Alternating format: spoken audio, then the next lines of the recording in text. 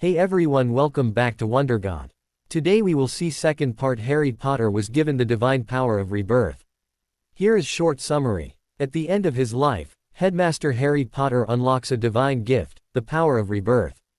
Sent back to his 11-year-old self, armed with knowledge and wisdom, Harry now has one chance to reshape destiny, protect those he loves, and change the fate of the wizarding world forever. But before we begin, if you enjoy stories like this, make sure to subscribe to WonderGod and share it with your friends, because it really helps the channel grow. Now, let's begin the story. Hermione, you're a girl, exclaimed Ron, on December 17th. The brunette Gryffindor blinked at him and retorted acidly, "Oh. Well spotted. Took you 4 years to figure that. Sorry. 1103 school days." Everyone in range accepted Hermione's math. Yeah, answered Ron as he plowed right ahead. Anyway, Ginny can go to the ball with Harry. You can go with me. Ginny first said, I'm going with Neville. She did give Harry a disappointed look. I've got a date, Weasley. Harry sneered, while acknowledging Ginny's expression. Ron blinked. Yeah, right. Who? And who said you could go, Ginny? You're not Mum, or Dad, exclaimed Ginny before stomping off. A few syllables apart, Harry and Hermione both answered, none of your business. By this late date almost everyone going to the ball knew who was going with whom. He whispered in her ear, Crumb, I believe. How? I didn't tell you. I've only told a couple, how did you know? She was gobsmacked. He just smirked and answered, magic. A week later, boys in the Gryffindor common room were long dressed in their best robes. Girls had disappeared hours earlier and only a couple dejected third years arrived some 20 minutes ago. Now, the parade began. The first girls Harry noted were the Quidditch line. Then came Ginny, who he felt obligated to escort the last couple steps. He twirled her into Neville, who caught her hand. Parvati Patil, he was mildly surprised to watch Ron take. A few more girls, their dates. Then, Hermione. That outfit about knocked his socks off. He licked his lips almost hungrily, but that was the past. He was meeting Susan outside the Great Hall and, I am your escort, if it please milady. That is acceptable. Hermione affected a haughty tone, but winked at him. Harry, didn't you forget something? Scratching his head, I don't think so. Why? What? A corsage. For Susan, she hissed. Harry's eyes bugged out. Shite. What do I do? Oh, Dobby. Yes, Master Harry, said Dobby, flapping his ears on the floor. Hermione frowned. Harry, you didn't Avenue him, did you? Of course not, Hermione. Let's stay focused. He snapped at her. Then back to the elf, Dobby. I need a corsage, flowers. A pin so I can clip it to a dress. Make the flowers yellow. Nodding, he replied, yes sir, Harry Potter sir. Dobby do. Be right back. Thank you, Dobby. You're a lifesaver. Harry gently shook his shoulder. After the elf happily popped away, he sighed, emergency avoided. And thank you to Hermione. She sighed, still disappointed, let's just go. What? You two are going together? You didn't tell me. The bloody hell, roared Ron, who took a 5-second burst of Ginny's bat bogey hex for his trouble. And earned the disfavor of his really beautifully dressed date. Hermione grumbled, no, Ronald. But in future the solution is to ask me first and not as a last resort. That earned her an especially dirty look from Parvati. The bulk of Gryffindor headed to the Yule Ball. Sir, my escort duty complete, said Justin. He had Hannah and Susan on his arms. Harry offered a bow and accepted Susan's hand. Thank you. Sir. Milady, as soon as my duty is complete, we may enter. Of course, milord. Susan nodded regally. Miss Granger. Hermione flushed a bit and grinned. Miss Bones. Are you prepared for a grand event? Indeed. I compliment your attire. Truly lovely, said Susan. Harry offered Hermione's hand. Mr. Crumb, I trust you'll allow me a dance later.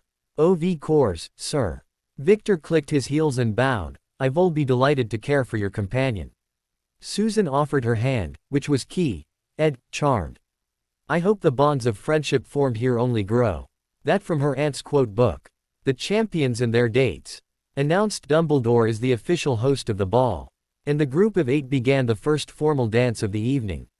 Later, when Harry happened to be dancing with the Romanian Games minister, Parvati slapped him in the back of the head. You.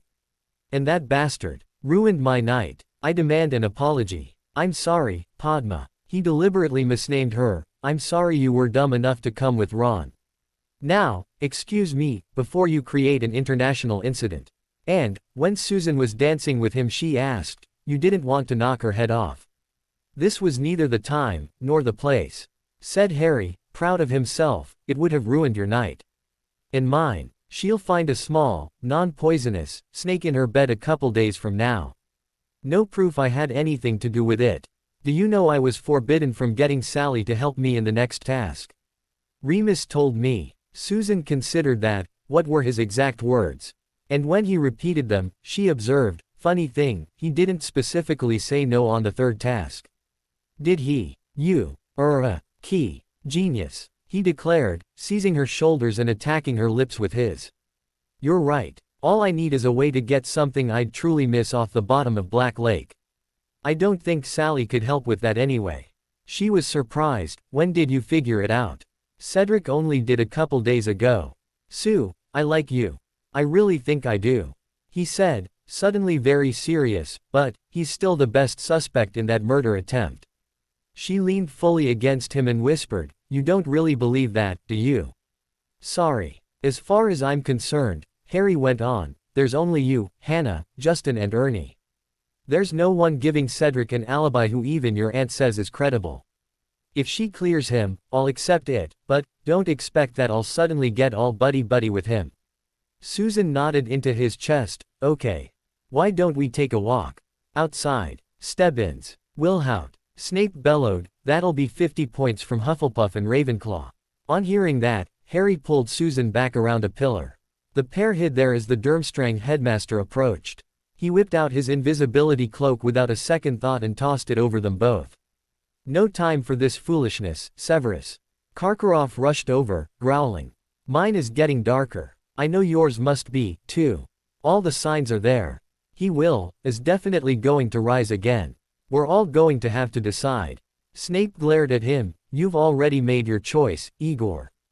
Act accordingly. And I will do likewise. Your past decisions will decide your fate. He pulled his own sleeve back over his arm.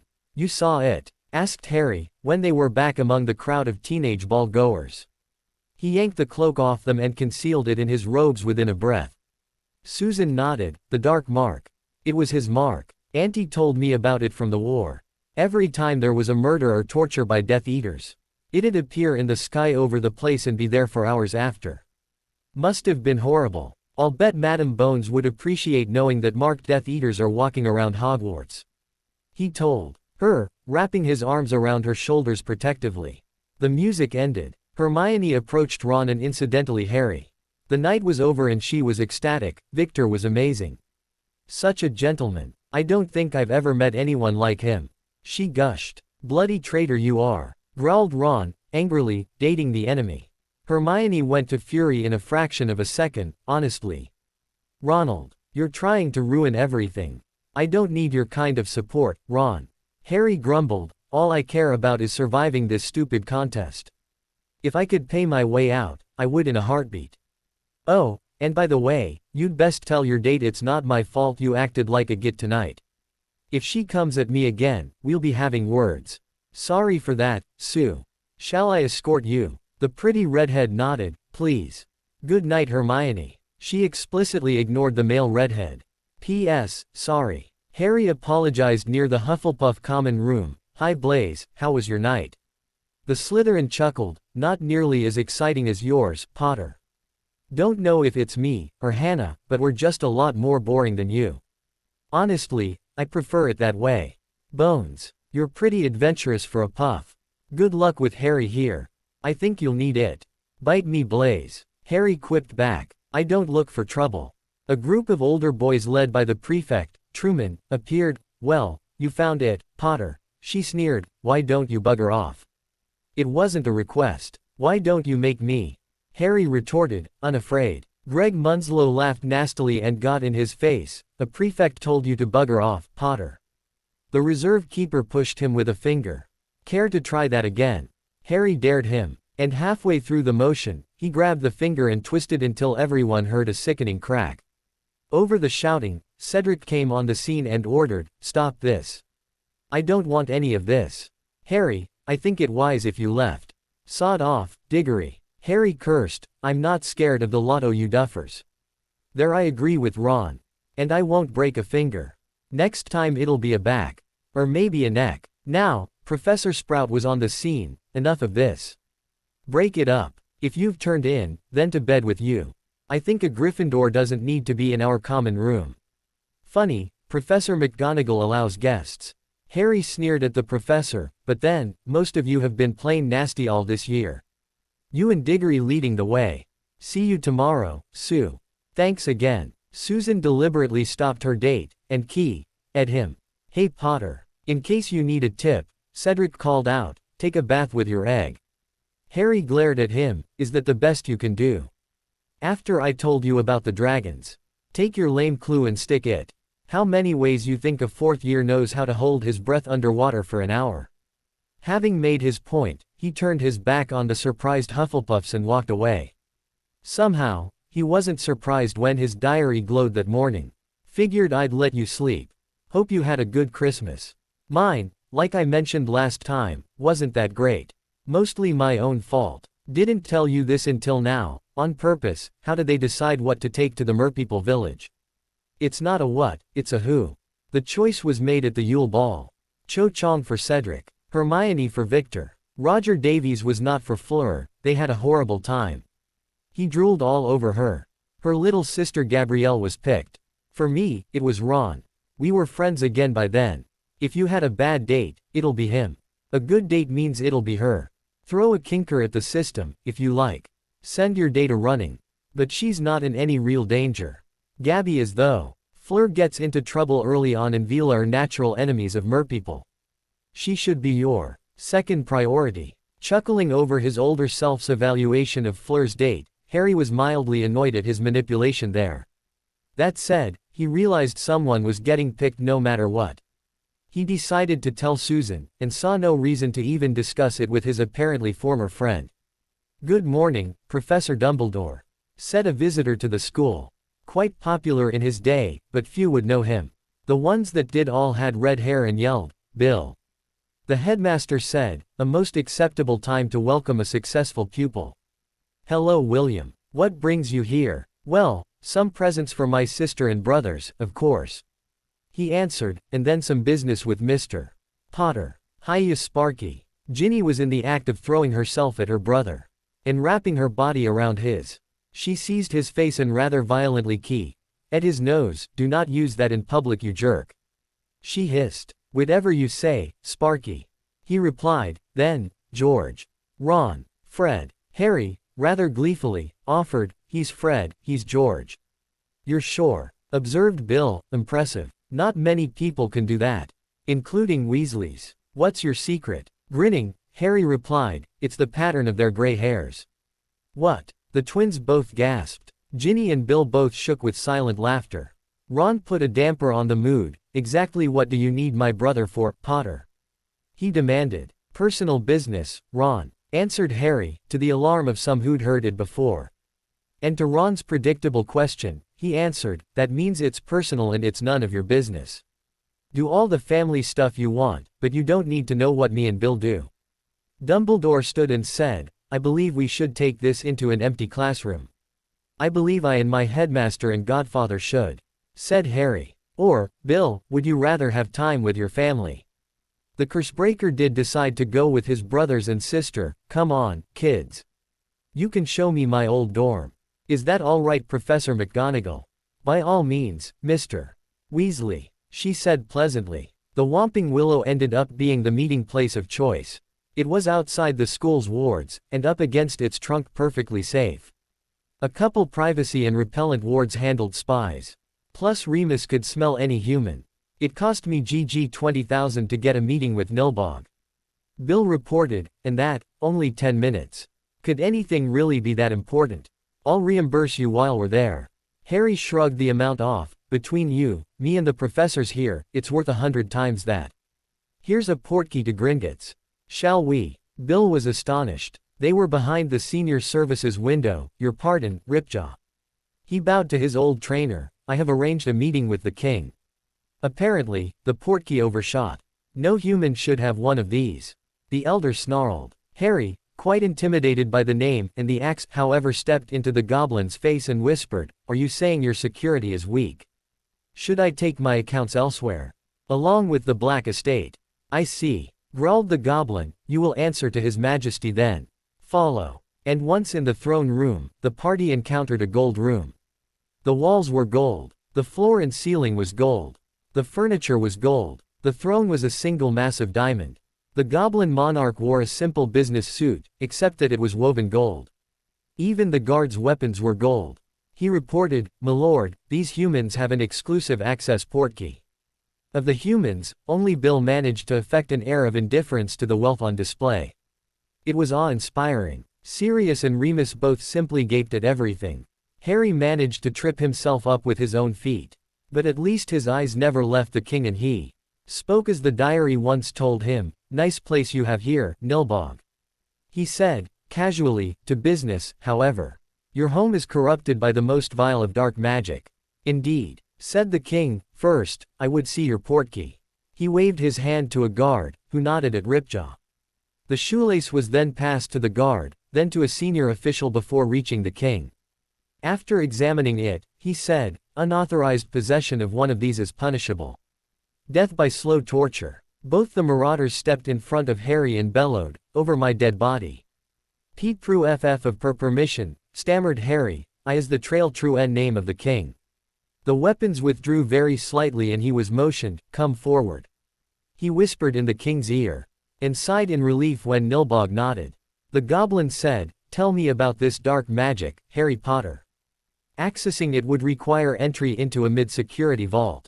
The teen began, Then, I personally have no interest in any of the actual contents of the vault. Although, if there is a fine assessed, I would submit a claim. The king snarled a bit.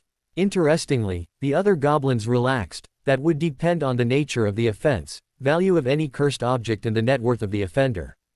This was a clear opening to Harry to tell what he knew. Or get out. The object is Helga Hufflepuff's cup. Announced Harry, causing all activity in the throne room to cease. It was made into a Horcrux by the murder of Hepzibah Smith between 1945 and 1950. The name of the killer is Tom Morvillo Riddle Jr., known today as Voldemort. It is in the vault of Bellatrix Black Lestrange. He went on to describe, in great detail, exactly what it looked like. Nilbog went into overdrive. What could the penalty be? What was their liability? Was there a legal justification for accessing the vault? And how about the treaty? What is the method for destroying such an object? Glad you asked. Harry smirked. And he slowly opened his robe, presented a basilisk tooth and a large flask containing basilisk venom. And, before you ask, yes, I know what it's worth. The destruction of Voldemort is worth much more still. Well, the sooner, the better. Sirius had given up asking where his godson's information came from. Simply speaking, it was too detailed and too good. He gave his best friend a look that communicated exactly that. Within an hour, a procession stood outside Bellatrix's personal vault. Hardly the biggest, but still good-sized. The king himself ran a gnarly finger down the front and it opened. He snapped his fingers and the desired object leapt into his hand. So much easier. Harry laughed to himself. When he realized he was being looked at, he said, You have my thanks, Nilbog. Now, if you will, put it on the ground and step away. The king roared malevolently, No. Kill the humans. The elite guards formed a phalanx and advanced unhesitatingly, while the king selfishly clutched at the cup. A spear was thrown and it went right into Remus' side. The werewolf went down in agony. Harry immediately rushed to help. He yanked it out and attempted a healing charm. Sirius reacted violently. He whipped out his wand, casting highly illegal spells, and snatched the basilisk tooth dagger from his godson and waded in. The former convict was not the half-starved wretch who'd been freed from Azkaban. He was again a deadly fighter. He kicked, cast and slashed with great efficiency. And when Harry joined him, they wiped out the goblins. Harry punched Nilbog in the head, shattering an eye socket, causing him to drop the cup. He pushed his godfather into the king, seized the tooth, and drove it into the cup, destroying both. 2 goblins were dead, 3 more were down with either arms or legs, or both, detached. 2 were stunned. The Goblin King was roaring in agony from a shattered optical bone. Bill had been automatically immobilized by his oath. Remus was petrified to prevent him from exsanguinating. Sirius had an arrow in his thigh. Harry had one in his chest that was kept from his heart by a rib. That was when bank security arrived. A word with you, Professor McGonagall. Third-year transfiguration was just letting out. The deputy headmistress nodded to her superior, of course, Professor Dumbledore. Harry left school grounds with Remus, Sirius and William some hours ago. The headmaster told her, "These constant departures not only worry me as a safety issue, but he is actually violating Hogwarts rules." Before answering, she held up a hand to pause the conversation. Ginny and Luna were passing. Both girls slowed down. "Miss Weasley, Miss Lovegood, I believe you both have charms next. I suggest you hurry along. No listening to other people's conversations. I heard my brother's name." Ginny defended herself. McGonagall frowned. "That will be 3 points from Gryffindor. Off with you. Ellipsis. Albus, you realize this whole event has made Potter more and more rebellious than ever. There are 2 heads of house that complain and dock points ad nauseum. The boy disputes deductions at his convenience and ignores detentions. He should have come to me for permission to leave school grounds. If asked, no doubt he would tell you he had 2 professors from his school with him." Dumbledore groused. "In regard to that, I am convinced that fictional school name Furnunculus University, Corporation of Kent, it just seems to be a marauder-inspired name. But I fail to understand. Regardless, if you happen to see Harry before I do, have him, and his entourage, I suppose, report to me." She nodded. "Yes, Professor Dumbledore. See you at dinner." "Ha! Good morning, wizards." Nilbog of the Goblin Nation bellowed. His left eye was permanently damaged and he couldn't be happier. An excellent battle against a worthy foe. "Up my friends." Sirius groaned. "Oh. Someone stop the hippogriff kicking my head." "Harry." "Quiet, Sirius." He mowed Ned weakly. "I feel like I was shot in the heart." Nilbog cheered. "You were, young warrior, you were. Have a bloodwine." "WHAAA," squealed Harry, and he began a hacking fit. Again, the king laughed happily. "An acquired taste, young warrior. And your troops are all healed. I must apologize to you, young Weasley. The oaths got in the way of your participating in a glorious battle. Thank you for your courtesy, Highness." Bill bowed to the king. Again, Nilbog laughed. "Stiff humans. Loosen up, boy." Nuva. Remus jumped awake and was deeply surprised to find himself alive. "Last thing I remember I had a spear in my gut." Harry wanted to know, "Not that I'm complaining, but why am I alive?" "You struck us down exactly when you needed to," the king explained, "and destroyed the dark object, only giving me this scratch." The teen scratched his head and offered a slightly befuddled, "You're welcome, Majesty. I had the surgeon leave the battle scar for you, Harry Potter." The king continued to boom. "Do human mating rituals include the display of such things?" Sirius grinned, finally getting into the fun. "Oh, they can. Harry, we'll take that up with the Bones girls. Soon." And he was rewarded with that rare sight of his godson blushing. "In honor of the glorious struggle, Gringotts will give you Harry Potter, 1/4 of the GG 2 million we have assessed to the Bellatrix Lestrange vault. She stored an illegal object on bank territory without our knowledge," announced Nilbog grandly. "The children and spouses of your honored dead, my lord." Remus asked with a bow, "On behalf of Harry, I feel it only proper to assure their place with a donation. If it is permitted." The Goblin King looked surprised. No humans were interested in the welfare of goblins. He decided to test this development. "It is customary to give GG 10,000 when a warrior dies defending their king.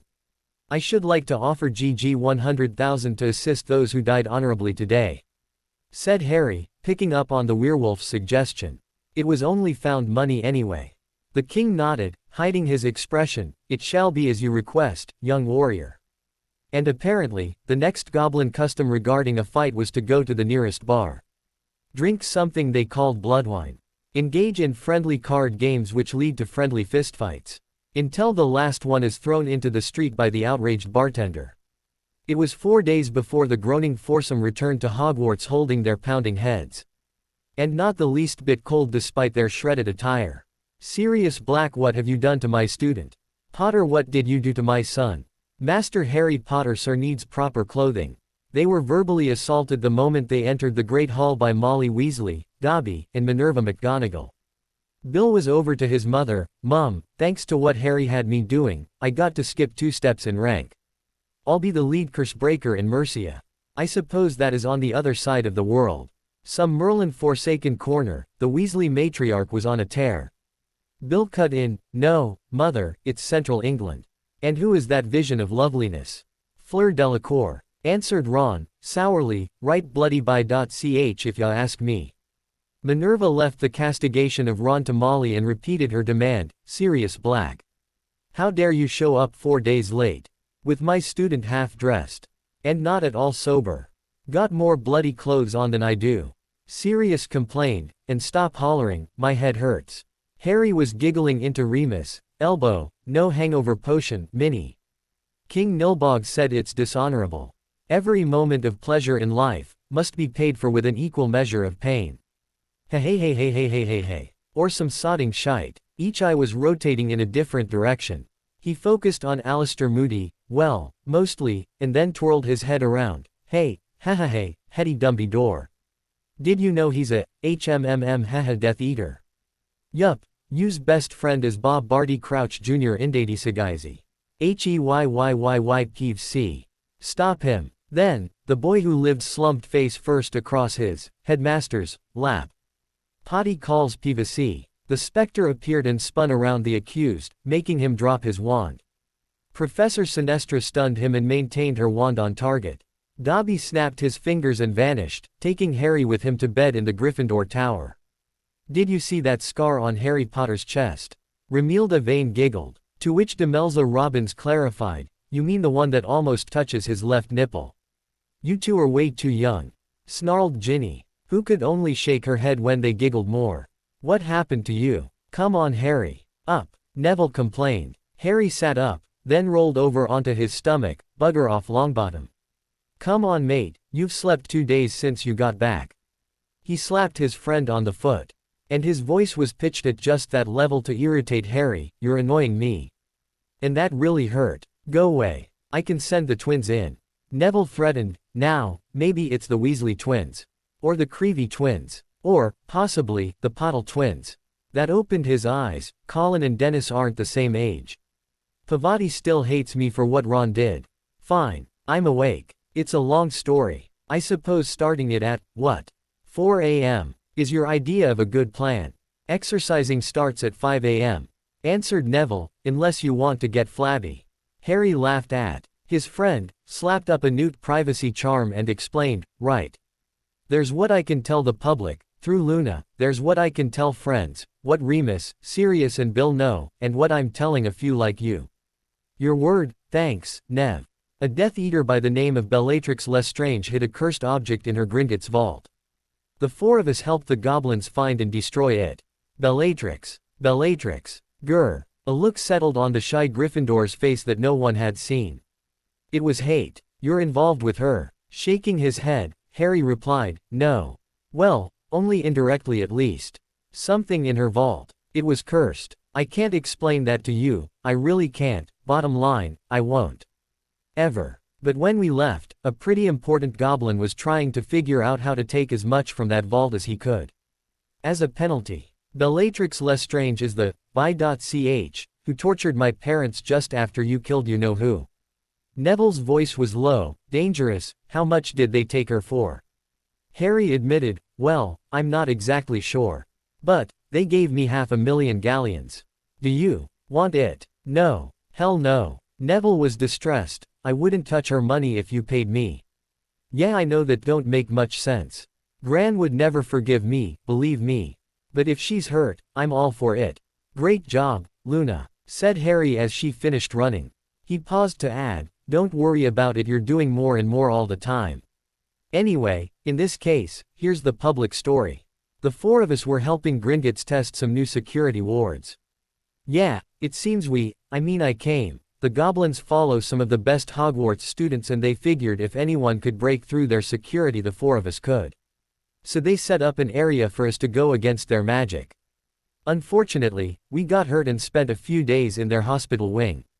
Luna allowed her quill to complete the story as she planned to send it to her father and said, "Thank you, Harry. A good behind-the-scenes tale. I hope I qualify for more of it than that."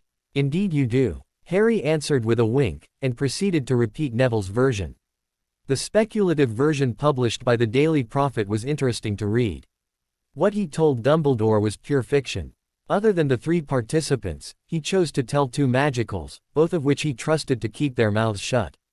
The headmaster of Furnunculus University had taken over teaching defense against the dark arts. After all, it was his student who was responsible for the removal of the fake Moody from his job.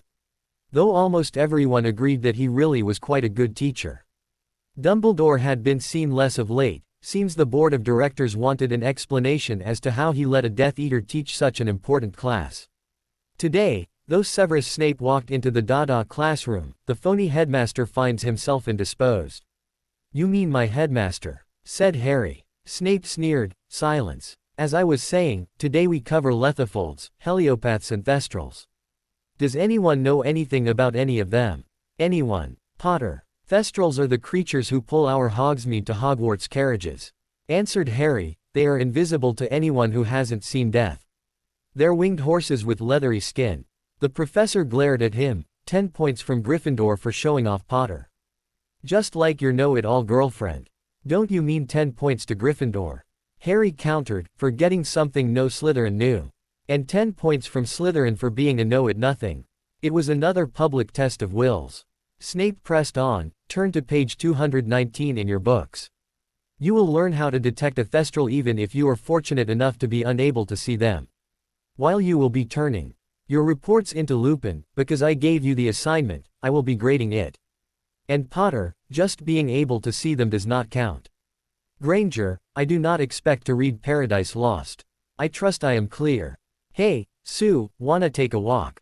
asked Harry. He reached onto the Hufflepuff table and popped one of their after-dinner mints, thus earning the irritation of Professor Sprout. The redhead grinned at him. "By all means, sir." Later, she took his arm and snuggled it. "But, methinks I detect a bit of seriosity in thy persiflage. It's real annoying sometimes." Harry made a face. "Hanging out with smart girls. After we know we're alone. Tell me, how many owls you looking at next year?" She took his hand and swung it freely in front of them. "At least 8. Maybe 10. You know, if it weren't for a certain ickle for Stee, Auntie would have been the last bones orer. I'd have never qualified. Worth a snog, maybe?" asked Harry, flirtatiously. But then his face changed. "Right. Here's the story. I got the whole answer to task 2. The egg says something precious will be taken from each of us. It is in Mermish, so the mermen at the bottom of Black Lake have it. We have an hour to complete the task. The egg threatens that what's taken will be lost forever. Not really true, just a scare trick. Only, see, we already had a second task. What would be taken was chosen a while ago. Fleur's sister, Hermione, Cho, and, for me. Now maybe Susan Bones didn't have exactly the right qualities for Ravenclaw. That said, she had more than 2 brain cells to rub together." She shrugged. "Me, obviously. What? We all helped Cedric with his egg. I'm all too pleased to play damsel in distress. As long as you understand, Buster, I'd never have let myself get trapped like that. And, I expect my wake-up key." Ha ha ha ha ha ha. Harry couldn't help it. He clutched his middle in a giggle fit. "Miss Bones. I consider myself pranked. Here I was, all worried. You knew all along. Well, there's only one thing for me to do in response." He grabbed her roughly by the shoulders. Susan was momentarily uneasy at the young man's tight grip on her. But that ended when she found his lips on hers. And yes, a few minutes later, there was a bruise or 2 on her shoulders, also, a swollen and bruised lip. But she was also panting, grinning sappily, and looking at a face in the same state as her own. "Well, Mr. Potter, that was quite acceptable." "Acceptable?" asked Harry with a frown. She giggled lightly and nodded, throwing her arms over his neck and fiddling with the short hairs in the back. "Well, yes," she answered seriously, "you clearly need more practice." "Much more. I see." He tried to hold a frown. "Really?" He tried. "Homework, too, Professor." It was close to curfew when Susan flopped down on her bed. Naturally her best friend was in the curtains in about a minute and in her lecturing tone demanded, "Where the bloody hell were you? I was about to send the prefects after you. A quick Lumos, if you please," she requested airily. After Hannah complied, she gasped, "Sue. You've been beat. I'm gonna get Madame Pomfrey. Hey, Lego. Take a pill." Susan grumbled, refusing to release her friend's ankle. Holy Merlin's nutsack. "I ain't been beat, sigh, I been well and thoroughly snogged. OWW. My shoulders hurt." The B-owned frowned. "Let me see. Take off your shirt." "Ah, bugger." The redhead giggled sleepily, "That's what I forgot.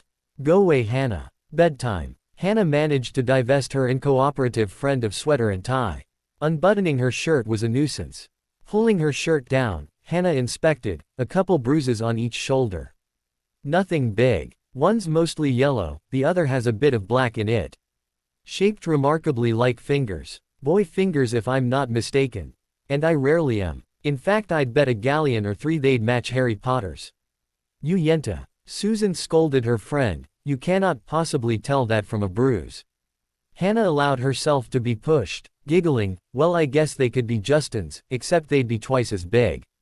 Perhaps I should see if there's lines on your belly from Harry's six-pack." "Don't go spreading that, you little slut." She growled this time, "Harry'd never key me again if something like that got back to him." Bouncing all over the bed, she squealed, "Harry Potter key. Ed Susan Bones. Harry Potter key. Ed Susan Bones. Harry Potter key. Ed Susan Bones. Harry Potter key. Ed Susan Bones." Harry and Susie sitting in a tray, ah ha ha ha ha ha ha ha. "No fair, that's my ticklish spot." Triwizard officials barred Harry from being outside on the morning of February 24th, but regardless the fourth champion was up long before the start of the second task. He watched all four hostages get kidnapped and removed from Hogwarts on the Marauders' map. And, despite his instincts, made no effort to stop any. To everyone's surprise, he worked out as if it was the 23rd or 25th. "Harry Potter must come now," exclaimed Dobby, popping in from nowhere. "Harry Potter must. Calmly sitting beside his friend, and breathing slightly heavy, Harry ordered, "Park it." And patted the step beside him. "How ya doing, Dobby?" "Dobby is well. Thank you, sir. But Dobby has orders. Harry Potter must come now." He wrung his hands nervously. Harry just grinned and yawned. "Let's see, Dumbledore told you it was an emergency and if I didn't something beyond horrible will happen." "About right. Yes, sir, Harry Potter, sir." The worried elf was near panic. Patting him on the shoulder comfortingly, he said, "No worries, Dobby. Harry Potter sir has it under control. So, tell me, how is Winky doing?" "Poor Winky is in great distress." Elf ears flopped all over the place. "Winky just drinks butterbeer.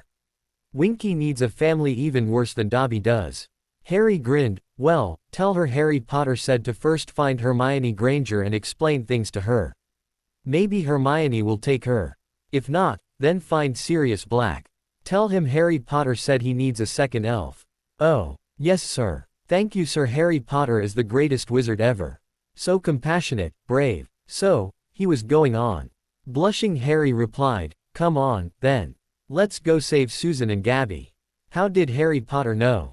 asked Dobby. Just a chuckle and whisper, "Magic. About time you showed up, Potter." Both Headmaster Karkaroff and Madame Maxime growled at him. Professor Sprout was about a word behind. He looked at all three, bowed and said, very politely, "Stick it. Please. Now, can we hurry this along? I have some things to do this afternoon. Our champions have had something taken from them." Dumbledore's voice boomed over the crowd. "That very valuable something currently sits at the bottom of Black Lake. Which is why we are here. It is our champion's task to retrieve that priceless thing." Harry put up his hand and asked, "Excuse me, Professor. I checked my trunk. Nothing's missing. So, does this mean I'm not in this task?" "Why no, dear boy," he replied, "taking what you sorely miss is not a thing. It's a person." Again, Harry scratched his head. "Who?" "I see, and, yeah, oh God. Sue, really? Are you bloody nuts? Her aunt is head of magical law enforcement. Did you tell her? Did you? This is all my fault. Forget Voldemort. She's gonna kill me, revive me and then hurt me." "Calm down, Harry," said Dumbledore softly. all you have to do is rescue Miss Bones and bring her to the surface. Winking at his school's contingent, his whole demeanor changed. He imperiously ordered, well, by all means, then, proceed. Very well, then, said Madame Maxime in French. 5, 4, 3, 2, 1, go. 3 of the champions, in assorted swimwear, cast their charms and unhesitatingly dove in. Harry looked at the chilled lake and shivered. I'm not going in there, he declared loudly. Coward. That's my best friend. Hannah Abbott screeched like a banshee. Harry ignored her, ran to the opposite side of the pier wondering, where's the giant squid? Ah, impero. After the spell hit the creature, Harry seemed to slip into a trance no one dared disturb. In less than 5 minutes, 2 merman weapons, a mermaid and 3 mermen wrapped in tentacles broke the surface and were negligently tossed across the lake. A minute after that, Susan Bones and Gabrielle Delacour appeared, each in her own tentacle, and were gingerly laid on the dock. The tentacles submerged, and a minute later one holding Fleur Delacour also set her on the platform. Harry didn't emerge from his trance until Victor appeared with Hermione and Cedric with Cho. And the first thing he heard was, cheat cheat, from the visitors and much of Hogwarts. Harry, you've been accused of cheating, said Dumbledore. What have you to say for yourself? Elbowing through him, Harry answered, I need to check on the people you idiots endangered. Susan. Hi. You alright? JJJJJ ust versus VVV versus very KKKKK cold. The girl shivered. TTTTT that WWWW. WWASAWWWWW waste. AH. Harry worked himself behind Susan and slid down so she was sitting between his legs. He wrapped his arms around the shivering girl. He looked up into a slew of accusatory faces and sneered, well, what's on all your alleged brains? I rather think my student is entitled to explain his performance without angry faces glaring at him. Remus complained. Karkaroff snarled, cheats may as well get used to being called on it. The Beauxbatons headmistress nodded her agreement. Thanks, said Harry with a grin. You know, I'm not real clear on how I might have cheated since I never read a rulebook. Sprout added, using an unforgivable no less. Send him to Azkaban. Without a trial, no doubt. My godfather knows all about that. He gave a careless grunt and continued, ah, well. No more Triwizard until I get out in 2006. Sorry, Sue. Wait for me. Still shivering, she replied, my hero. And leaned around to key his cheek. She still wasn't fully aware of what was going on. She leaned into Hannah's side for more warmth. Harry, Professor Sprout is quite correct. Dumbledore lectured, use of an unforgivable is a criminal offense, punishable by life in Azkaban without the possibility of parole. Both Sirius and Remus were alertly worried, anxiously communicating escape ideas in ways only lifelong friends could. But Harry only laughed at the Hogwarts headmaster, and people wonder why. Dumb is part of your name. Did you ever read the law? Harry, I wrote many of our laws.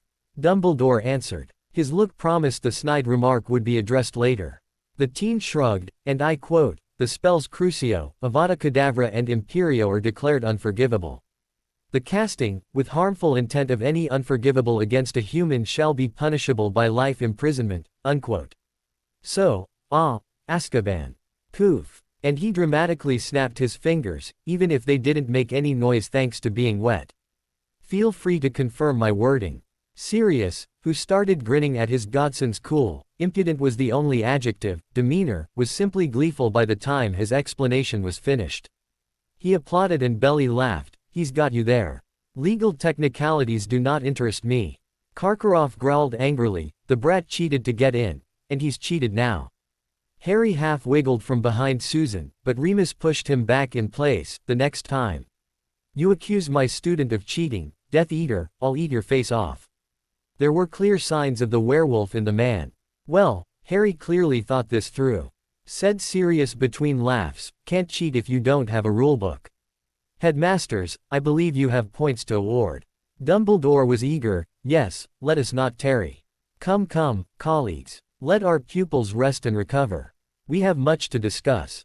And when they returned, he still looked unhappy. Miss Fleur Delacour became tangled in Grindylows and had to be rescued. To her we award 20 points. To Mr. Harry Potter, there was much disagreement. He was by far the fastest, setting a new tournament record, in using the giant squid to rescue not only Miss Susan Bones, his hostage, but also the Beauxbatons contingent of both Fleur, and her hostage, Gabrielle Delacour. He receives a total of 26 points. Mr. Victor Crumb successfully used a partial transfiguration and is awarded 31 points. Lastly, Mr. Cedric Diggory quite successfully used the Bubblehead charm, finishing moments before Mr. Crumb and is awarded 35 points. The last task of the Triwizard Tournament will take place on June 24th. Percy Weasley announced officiously. Thank you for your attention. They were walking and almost back to Hogwarts, main gate. Hermione was saying, I cannot believe you were so reckless as to use an unforgivable without telling someone. Why would I? Asked Harry. Two of the things I learned from this tournament are cheating is very much allowed and keeping secrets from your opponents is worth its weight in galleons. He, again, Ed Susan as he effortlessly carried the still blanketed girl. Remus and Sirius exchanged amused glances before the school CEO asked, and what else have you learned in this grand adventure, Mr. Potter? Well, for starters, sir. He began, flippantly, the restricted section of the library is a whole lot more interesting than all the rest of it, by a long shot. But not so much as the black one, sir. Learned a bit of Romanian too. Victor's a decent enough bloke, right my own. Learned a lot about who my real friends are. And aren't. Right Weasley. The tone meant three so named ignored it. Fred and George were busy, anyway, settling bets for Draco's betting pool. Amazingly it was quite profitable so far. Ginny had no desire to be anywhere near the boy she really wanted, as he carried another girl all the way from Blacklake to Hogwarts. Ron's response came from behind, bite me Potter. Oh, I almost forgot. The most important thing of all. He suddenly declared. Everyone froze. Fascinated. Susan voiced it, what's that? Cute redheads are light. He declared as if he'd just invented the wheel, then followed up with, and quite able. If he heard any laughter, he didn't care. Another fun-filled morning with Snivellus. Ron complained, Harry's former best friend had taken to that the instant he first heard it. Neville cautioned, yeah, but remember, the only one who seems to use it with impunity is Harry. Merlin Longbottom, exclaimed Pansy, you can't use words like that to Weasley. Nothing more than 6 letters. The Slytherins all laughed at that. For Harry it was a reflex, but he really didn't disagree, still better than Crabbe and Goyle. Both of them couldn't handle a 6-letter word. Which was greatly amusing to the Gryffindors. He saw them getting out of their seats and pretended to cower behind Susan, oh no. Save me from the Twin Towers. The lumbering pair slipped, landed on their rumps and promptly crashed into the Potion Master's storage cabinet. Harry's wand at his wrist and a whispered spell was the same as how he'd driven Voldemort from Quirrell. Just then, Snape slammed open the door. Just sharing some news, Professor. Pansy said snottily, look at this article, sir. Which weekly? Snape snorted, load of rubbish, mostly. But, my, something about our own Miss Granger. That almost looked like it might have been a smile, a story compliments of the lovely and talented Rita Skeeter. Ah, one of our own. Slytherins, I expect thank you notes to our illustrious alumnus. It seems that you, Miss Granger, are toying with the affections of the and I quote Bulgarian bonbon unquote and Potter. Shame. Oh well, 1 point to Gryffindor for providing us some amusement. All the Slytherins burst out laughing. He tossed the paper on Hermione's desk. The point was a slap in the face. Everyone knew it. The bushy-haired Gryffindor burned with humiliation. Instructions are on the board. Begin. Snape ordered, almost politely. By the end of class he was still pleasant, at least for him, hand in your work as usual, dismissed. Harry glared at the professor as he handed in his work and demanded, are you ever going to grow up? You know, I may look like my dad's clone, but if what they say about my mum is true only one girl is her match. That's enough, Potter. The professor snarled. Harry never thought his happiness went deep anyway. Now, Potter. Care to explain my missing boomslang skin and gillyweed? Harry shrugged, bad inventory control. I read a muggle book on how to improve that. Muggles. Gritted out Snape contemptuously, you know of Veritaserum. It is illegal to dose a minor. Just 3 little drops and you cannot lie. You cannot even withhold the truth. But maybe I could just happen to have some and slip it, accidentally of course, into your morning corn flakes. Imagine the interesting secrets I could learn before anyone was aware. Harry's expression was emotionless as he returned the threat. I bet your buddy, Rita, could publish some great stuff if I were to slip it into your corn flakes. You and your Death Eater pal, Igor. You have no idea what you are talking about, Potter. Get out of my sight or you will regret it. Snape ordered. Harry turned and started out. His parting shot was, I regret every second I spend in your sight. On a light note, hope you got some action at the Yule Ball. I wish I had. Moving on to serious topics, the Horcrux hunt is over. Except for Nagini the snake. And here we have a problem. Nobody knows when she was turned into one and I only knew where she was when Voldemort attacked Hogwarts at the end of the war. I saw Neville's memory of when he killed it. Damn, that was heroic. Nagini isn't a basilisk, she's an anaconda made bigger and meaner by Voldemort. She even ate, yes I said ate Professor Burbage. In my world that happened sometime after 6th year. But try to get rid of her sooner, she attacks Arthur Weasley during Christmas of 5th year. He was guarding a prophecy in the Department of Mysteries. One that Dumbledore is obsessed with keeping Voldemort from. The quote is, the one with the power to vanquish the Dark Lord approaches born to those who have thrice defied him. Born as the 7th month dies and the Dark Lord will mark him as his equal. But he will have power the Dark Lord knows not and either must die at the hand of the other for neither can live while the other survives. The one with the power to vanquish the Dark Lord will be born as the 7th month dies. It has been interpreted many ways. When made, it could have applied to you or Neville.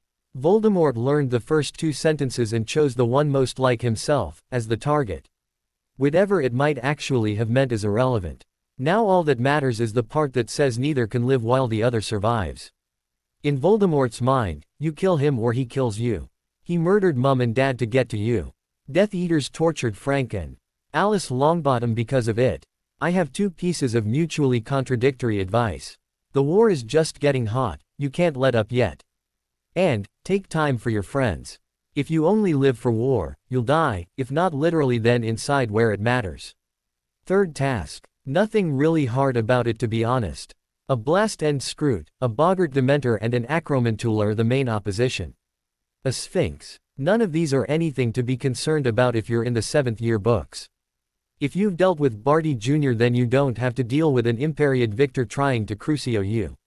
Your job, selfish sounding, is to get to the goblet first. And alone. Barty will already have turned it into a portkey to Little Hangleton.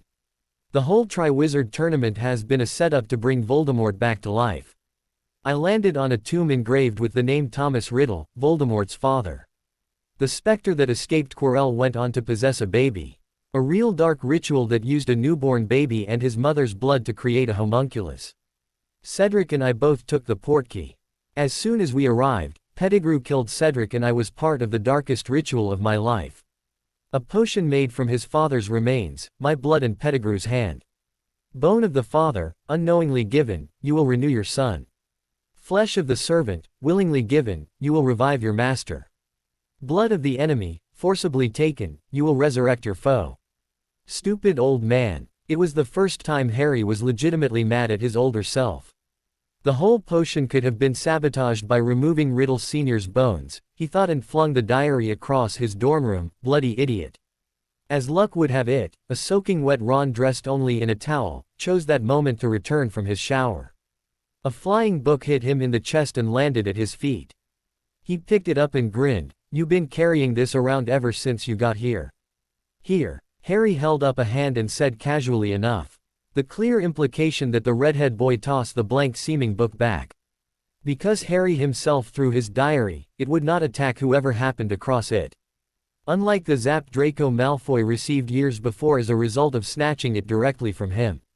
Ron turned it over in his hands looking at it greedily. "What's so special about it?" "Huh?" he questioned. "Not much," replied Harry, distantly. "I like putting down my thoughts and the events of the day." The redhead, rather cleverly followed up, "How come I can't see anything written down?" "Because that's the way the charms on it work." Harry's voice was still calm, although his heart was beating faster. Instead of laying on his belly in bed, he was sitting up, now. "If you please." In that moment, Ron changed. He tugged a bit on his towel, walked over and handed the diary over. And it would have been that simple had Dean Thomas not warned Professor McGonagall that a possible conflict was brewing in the fourth-year boys' dorm. She arrived in time to see the mysterious diary that was whispered about, something she herself only ever caught glimpses of. Potter, Weasley. She said harshly, have I not broken up enough of your squabbles? Nothing going on, ma'am, said Ron, just giving Harry his book back. She shrugged him off. Yes, the famous Harry Potter book. I think it is long past time Professor Dumbledore see it. Especially in light of certain past events. Hand it over. No, answered Harry, he doesn't need to see it, and neither do you. The head of Gryffindor bit the inside of her cheek then gritted out, you, Potter, are confusing a request with an order. She simply extended her hand and quirked an eyebrow. Now, you, Professor, are confusing me with someone you can order about. Harry countered mockingly. He stood and made a deliberate show of stuffing the book in his pants. McGonagall's temper hit the ceiling. How dare any child speak to her that way? Her wand came out, Harry's pants dropped to the floor. As did his diary. Accio. Hedwig. Get it. Harry snapped. And his faithful owl intercepted the flying book just before the professor's fingers closed on it. He praised her, good job. Now, off to my hideaway. Through the tower window the snowy owl plowed, showering glass everywhere and causing an immediate temperature drop. Harry stood there, glaring at the deputy headmistress. She stomped her foot and commanded, bring that back. Now, or I will. What? Harry yelled over the freezing wind, which had long driven Ron from the room, you'll kill Hedwig. You touch her and you'll die. All I have to do is ask Sally. At that, Minerva McGonagall blanched and walked out desperately repressing the urge to actually run. Harry stood there, in the middle of his dorm room, not at all cold. His meditations kept his whole body glowing red. Only the return of his beloved familiar, with his irreplaceable diary, snapped him awake. Good job, thank you for your help Hedwig. I'm sure old Harry thanks you, too. Back to it then. He barely took notice of the repaired window, or the completely restored to order dorm room. As his diary still had pages glowing. This was one of the longest passages he'd ever read. Voldemort replaces Pettigrew's hand with a magical silver one. Nice weapon against Remus. Dirty bastard. He uses the dark mark, you saw it at the Quidditch game, on Pettigrew's arm to summon Death Eaters. I've peeled apart my memories on this 100 times. There are 19 of them, most of them stay masked, but the names I know are Aaron Avery, Joshua Crabbe, Eric Goyle, Greg and Vince's fathers Walden McNair, Lucius Malfoy. Through careful reconstruction 3 of the masked women are Endora Lockhart, Lisa Turpin, mother of your classmate, and Star Ollivander. The 5 other witches are unknown. Alecto and Amicus Caro, the brother-sister parents of your twin classmates may or may not have been there. Cantankerous Knot, Thorfinn Roll, Evan Rosier, and Leto Lestrange were the wizards who came to his summons. 4 other wizards are unknown. Now, having given you these names, other than identifying enemies, I doubt it will do you much good. Why? Not a one was ever arrested in my time for this. Now maybe I'm a cynical old man, but then I was called insane and a liar for over a year after telling my story. And if it won't do you any good after the fact, it'll be worth just about a counterfeit Canute beforehand. In the final analysis, a real good person was murdered and all I managed to do was save my own ass and get Cedric's body back to Hogwarts. I stalemated a just reborn Voldemort in a duel. But I was an idiot.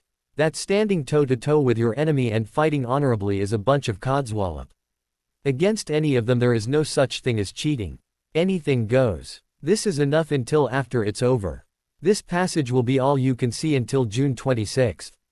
See you on the flip side. Good luck Harry. And the teen groaned, pressed his fists to his temples and thought, what a brainful this is. Oh, I think I'll just sleep on it. So that's exactly what he did. Remus, Sirius, morning. He greeted them brusquely at breakfast, the 3 of us need to talk after we eat. But first I need to tell my friends not to expect me in class. Probably most of the day. Severus Snape looked particularly pleased with himself as he approached. Potter, the headmaster demands your presence in his office immediately. After I've eaten and had a conference with my headmaster, I will meet with yours. Publicly making his point that no one in hearing range missed, you'll please inform him we'll be there at 10 a.m. The potion master sneered down at the young wizard, I am not your owl, Potter. Why don't you run along and play with your chemistry set, Snivellus? Sirius overrode anything Harry might have said. On the tick of the second the Furnunculus trio were admitted to Dumbledore's office and subjected to a verbal offensive. I am unaccustomed, gentlemen, to being forced to wait to speak to a student. As headmaster of Mr. Potter's school, I felt it vital to have a full understanding of the situation. Explained Remus. There was no hint of an apology in his tone. Shall we start with the topic of this hearing? Harry, this time, only had his diary in his coat pocket. He tossed it on Dumbledore's desk. Pyjammas. The terror was engraved on the edge, my own little homage to Tom. He quipped. A hand gesture unscrambled the words to Harry James Potter. You may examine it all you wish, Headmaster, while I am here. You will find magic on it. But only my magic, no one else's. I bet you find some you won't recognize, that doesn't make it dark. Arrogant brat. Snape growled, thinking you can do something the headmaster cannot. Sirius and Remus both took up places between them. But it was Harry who replied, he isn't my headmaster this year, Snivellus. Any more than you are a real professor. So shut up, Death Eater. That's right, I know. I've seen you talking with Karkaroff. Nosy little, Snape began. Sirius stepped forward more, growling, silence your pet, Albus. Mr. Black. Minerva complained. Quote. Remus eyed her with disfavor. I would remind you, Professor Black is Furnunculus University's senior professor, Professor McGonagall. Enough, all of you. Severus, if you would. Examine Mr. Potter's object. Dumbledore requested. When the potions professor touched it, he snatched his hand away leaving it on the desk. Severus. Harry, stonily glaring at Snape, explained, I did not give you permission to examine it. I trust Professor Snape in all things, Harry. Said Dumbledore, and clearly in order despite the phrasing, will you all him to examine it? Harry answered, no. Mind your tone. McGonagall scolded. Shrugging, he replied, no, sir. Is that better? By the way, next time you touch it, you'll be hit with a 2. The scale goes to 30. And it's logarithmic, not additive or even multiplicative. See, I've been tops in arithmancy. Potter, have you any idea how dangerous such a spell is? McGonagall exclaimed. Harry explained, of course, but the runic scheme is entirely intent-based. And also tied to me and my magic. If Snape's intent, Professor Snape, Harry, interrupted Dumbledore. Harry continued without missing a beat, was anything good to me, he wouldn't have got a zap. You only, Professor Dumbledore, take it or leave it. Very well, Harry. I shall return your artifact. He was displeased, but had nothing to push back with. The teen shook his head. I'm not leaving this room without my diary. It could take hours to properly audit this book. Remember Tom's, said the headmaster. Harry conjured a soft leather recliner for himself and sat in it. He didn't say a word. He let his actions speak for him. The adults were nonplussed by his silent rebelliousness. At least, until Sirius opted to copy his godson. The difference being his recliner was covered in hot pink velvet. Some 5 minutes into the examination, Remus conjured his own chair. Harry was snoring. Nyaa, yelped McGonagall, when she was offered the diary by Dumbledore. The moment she touched it, a jolt of energy caused her to drop it. Harry sleepily opened half an eye and told them, I didn't grant permission to anyone else. He yawned prodigiously, stretched and drifted off again. Well, Harry, Dumbledore finally announced, I have determined that your rather unusual book contains nothing but your own magical signature. The spellwork is remarkable. Can you explain how you managed Madam-level work as a mere 4th year? Harry rolled off his recliner and started doing push-ups. His voice revealed no strain when he answered, never heard of that. What's a madam? Mastery and degrees at magic, Harry. Remus explained, it's the magical equivalent of a PhD. It is above the newts that Hogwarts teaches and means you have made a wholly original contribution to a particular magical field of study. Snape sneered, thank you, werewolf. That does not answer the question. Harry had finished a set of 50 push-ups and was now doing sit-ups. Does that mean I can submit the diary and graduate? Shoot up and answer the headmaster, you arrogant brat. Growled Snape. Without missing a beat, or a sit-up, Harry retorted, no arrogant brat here Snivellus. But how, theoretically, could someone shoot up and answer a question? Enough name-calling, demanded Dumbledore. Sirius asked, does that include Snivellus? My question was, ignoring the question, Harry, how did you manage such advanced magic? Harry stood and started stretching, answered, I'm highly motivated to survive a tournament meant for older students. Kindly cease that while we are discussing serious matters. The headmaster ordered. Now, that is a highly misleading answer due to the known fact you had this diary the day you arrived. Over 3 years ago. Explain. Touching his toes one last time, he complied and retorted, I promised to let you confirm the diary has only my magic in it. Have you done so? Well, yes. Acknowledged Dumbledore, however, answering that mystery has only raised more questions. Ouch. Harry smirked as his diary zapped the headmaster. This one, I'll answer. You see, after acknowledging I completed my promise, my diary expected to be returned to my possession. When that did not happen, naturally, it punished the individual still holding it. It floated off Dumbledore's desk and into Harry's hand. He looked at Remus and asked, Headmaster, may I be excused? Lunch time. Off you go. Remus acted the official perfectly, dismissing the teen. I couldn't believe it. Susan Bones said at lunch, potions cancelled. And Harry, you weren't even there. He shrugged at her, yet another Harry's going dark meeting, because he's doing stuff the leader of the light doesn't understand. And Snivellus has to be there all the time. 10 points from Gryffindor, Mr. Potter. Professor Sprout was walking by just then, in detention for a week for insulting a professor. Harry bit his tongue when she squeezed his knee, out of deference to my girlfriend. I'll just say expect a points appeal and a simple no to detention. If you think I'll stop seeing Susan to make you happy, you've got another think coming. Who do you think you are? The little herbologist was outraged. Luna looked over, and logically answered, he thinks he's Harry Potter. And he's right. Well, most of the time. That's why she's my favorite Gryffindor. He couldn't help laughing. Susan didn't like her head of house being ridiculed, but just hid her eyes and ate. There was quite a lengthy lull after that in anyone giving Harry a hard time. Right up until Professor Sprout had to withdraw her detention and point deductions. Publicly. The incident occurred outside Potions. That professor could be counted on to show up long after the fact. Susan was stunned and left on the hall floor. Harry was seized from behind, arm locked behind his back, then punched in the face. He was levitated away to the boys' loo, then repeatedly dunked in a toilet.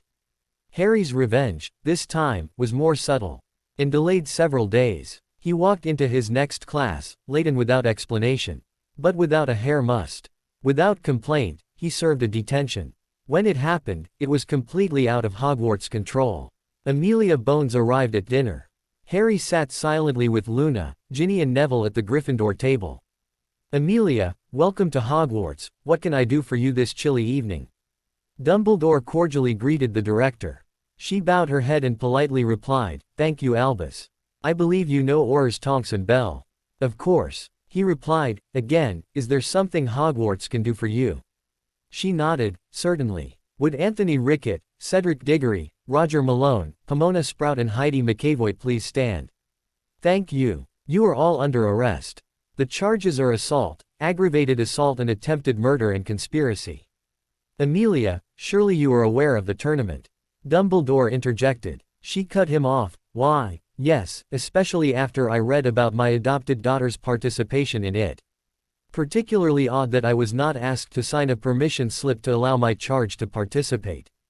Care to explain that? My point being, he ignored that and went on. Cedric Diggory is a participant and must be available for events and tasks. She glared back, we'll see. You may have to reschedule depending on court dates. A ruckus began and she nodded. Ignis Opus. Tonks fired, rattling the hall and momentarily blinding many. You know, I've always been proud of being a Hufflepuff. Now, you make me sick. She ripped her Badger logo from her robes, tossed it to the floor and ground her toe into it. The effect was somewhat ruined because Tonks promptly landed on her butt. After all 8 departed, Harry was the first to go back to eating. Have you a statement, Mr.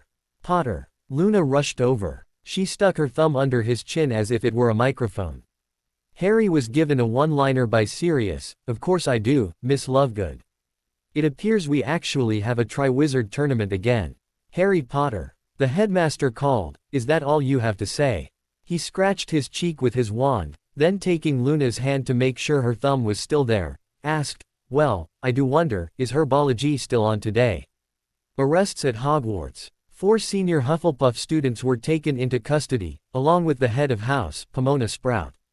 Student names are being withheld due to their ages. Charges include assault and attempted murder. The alleged victim is the boy who lived Harry Potter. Due to the seriousness and far-reaching consequences of such charges, Amelia Bones, head of the Department of Law Enforcement herself, came to the school last night and arrested all involved after searching all 5 quarters. More to come is available. By Luna Celine Lovegood. "Am I welcome?" asked Susan Bones in a small voice. Harry took her hand and signaled Neville to slide down, making room next to him. "You thought you wouldn't be. You're my girlfriend, right? I'm a Hufflepuff," she argued, "not exactly popular with you at the moment." Harry keyed at the back of her hand and said, "I don't judge people by their house. I never have. You've always been my friend. You, Hannah, Justin and Ernie. Better watch out there, Potter," said Draco to the laughter of his fellows. "A puff could be right dangerous to you." Harry turned to look, and retorted, "Why, thank you for your concern, cousin. But I was planning to sit with friends at Slytherin tomorrow. I'll be safe there, right?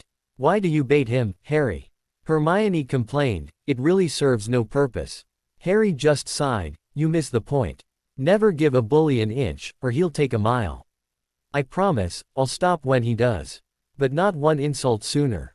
I suppose I should adjust." Swallowed toilet water and smiled. "No, but that's different," she argued. "I'm rather proud of how you handled that with bringing in the ministry." He laughed sourly, and flicked his head at the professor's table, where one was not at all pleased. "Look over at Dumbledore, though. He can't wait to tell me how I should turn the other cheek. Forgive and forget. I should apologize to Snivellus for everything I never did to him." And so on. "I really wish," she began. He cut her off, finishing the thought, "I would show respect to Professor Snape. Has he ever called me anything other than arrogant brat? Or said something nice about my family? And what does he call you? Should I repeat it? He's spent almost 4 years now taking points from Hufflepuff just for the horrible crime of Sue here daring to sit next to a certain other redhead of our acquaintance." "HMPF. Grunted Susan, "I blame the alphabet. I've heard Slytherins have more interesting names for me now that I'm dating Harry. And as soon as I hear one using it they'll get a nice little hex."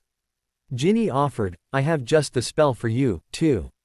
"R=sis," George gasped. Fred gasped too, giving up. G, her pride. F, enjoy. In a just cause. She told them off. Harry filed away everything old Harry had to say about the third task maze as useful. But the continued existence of a 60-foot basilisk on his side made that unimportant. He took the Marauders map into the Chamber of Secrets. Tilde, how are you this evening, my friend? Tilde, he hissed. Tilde, hello Harry Potter. Tilde, said the monster as she coiled out of Slytherin's mouth. Tilde, I have been eating so well, let your friends know I will mold again soon. Have you information on your last task? Tilde. The human kicked a snake segment into a comfortable lounge and opened the map on another. Yep. Here it is. My werewolf friend left a loophole so I'm not forbidden from using you to help. I can guarantee a filling meal for you. I'm just wondering how you feel about, well, vegetables. Tilde, I prefer meat. Tilde, Sally admitted. Tilde, so much tastier. Love it when prey struggles. However, once every decade or two, it's good for me. Why? Tilde. To which he nodded, then hissed. Tilde, excellent. The task is a maze of hedges. Now the fastest way to your destination is a straight line. Plus I can skip all those silly obstacles like sphinxes. Tilde. I will eat the salad, Harry Potter. Tilde, she promised. Tilde, as long as I can have the sphinx too. By all accounts, a most delectable tasty treat. Tilde. He agreed. Tilde, whatever you like, dear. Enjoy. Now you don't need to tunnel more than about 500 feet to come you right at the maze entrance. Is that a problem? Tilde.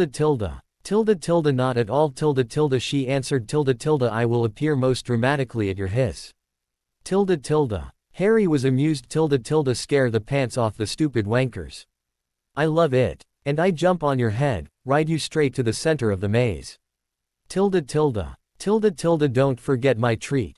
Interjected Sally. He inclined his head in acknowledgement. Of course, oh great one. Here's the tough part. The goblet of fire is there, and according to the script I touch it, I win. But it's a portkey that'll take me to some cemetery where I'm supposed to be used in a ritual to bring Voldemort back to life. I see. And I will accompany you to deal with this upstart human who dared misuse me. He will pay for his crimes against my master's school. She promised. Harry worried. Are you sure you'll be safe? The sight of a basilisk laughing was, well, unique. Sally showed off a segment that still had much of a shape of a Hungarian horntail shoulder and wing. Not much threat from a dragon. I somehow don't worry about a half-formed human. Off with you. Potter, a word, if you please. Asked Draco Malfoy, standing a non-threatening distance from the Gryffindor table. Ron sneered, bugger off Malfoy. Mr. Weasley, Mr. Malfoy is politely asking for a conversation. Said Professor McGonagall, one that does not involve you, I might add. Detention with Professor Snape tonight. Ron looked appalled. Ginny said, best quit before you lose points, too. What's on your mind, Malfoy? Asked Harry as he slid closer to Luna, making room beside him and offering the space thus created. The bee-owned wizard struggled with it for a moment, like the words tasted bad. My father has, due to business negotiations, specifically with your godfather, ordered me to seek a reduction in the terms of your, tournament wager. Now, Harry, don't be so dismissive. Said Luna, spacily. He did give you 10.82, 1 odds. However, Draco, it was for a very specific set of terms. In short, what is in it for Harry? Draco bit back a caustic response and asked, what do you have in mind? How about 1,000,000 galleons to reduce the odds to 5-1? Luna offered, buffing her nails.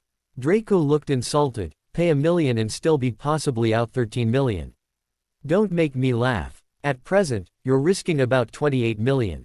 Luna continued, ignoring shocked expressions among her fellow Gryffindors. Oh, Felgercarb, I broke a nail. Now it'll only reduce the odds to 7-1, so there. Glaring at Harry, he snarled, you let the little freak fight your battles.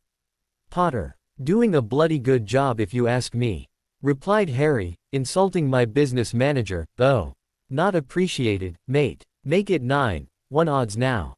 Luna patted his cheek and said, thank you for your support Harry, but no reason to get emotional.